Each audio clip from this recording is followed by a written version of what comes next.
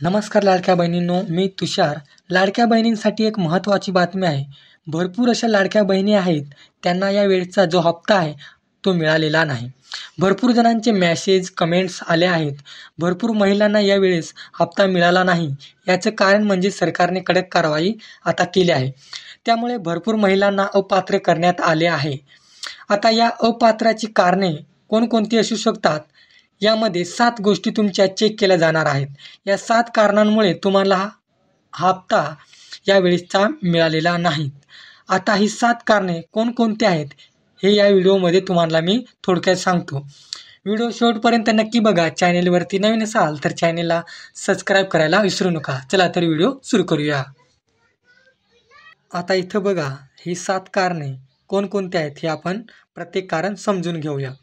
पहिलं कारण आहे, ज्यांच्या कुटुंबाचे एकत्रित वार्षिक उत्पन्न 2.5 लाख रुपयांपेक्षा अधिक आहे, त्या महिलेला या योजनेचा लाभ घेता येणार नाही. दुसरं कारण आहे, ज्यांच्या कुटुंबातील सदस्य आयकरदाता आहे, म्हणजेच इन्कम टॅक्स भरत असेल, तर त्या कुटुंबातील महिलेला या योजनेचा लाभ घेता येणार नाही.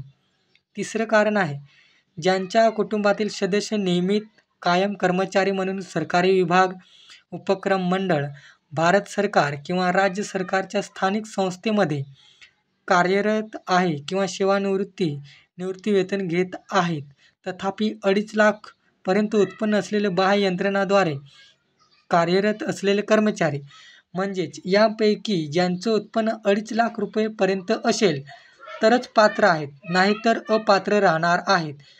त्या कुटुंबातील महिलेला सुद्धा या योजनेचा हप्ता मिळणार नाही.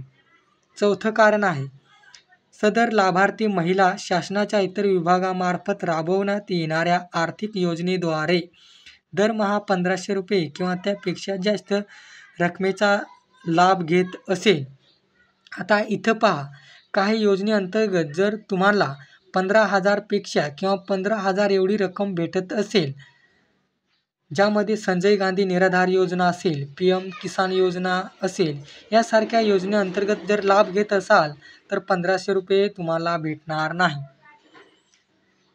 6वं कारण आहे, ज्यांच्या कुटुंबातील सदस्य भारत सरकार किंवा राज्य सरकारच्या बोर्ड कॉर्पोरेशन उपक्रमाचे अध्यक्ष, उपाध्यक्ष, संचालक सदस्य आहेत, त्या कुटुंबातील महिलेला या योजनेचा लाभ घेता येणार नाही.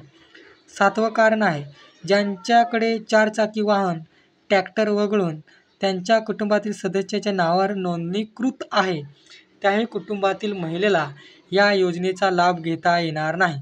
लाडक्या बहिणीनं व्हिडिओ आवडला असेल तर आपल्या लाडक्या बहिणींना नक्की शेअर करा. जय हिंद, जय महाराष्ट्र.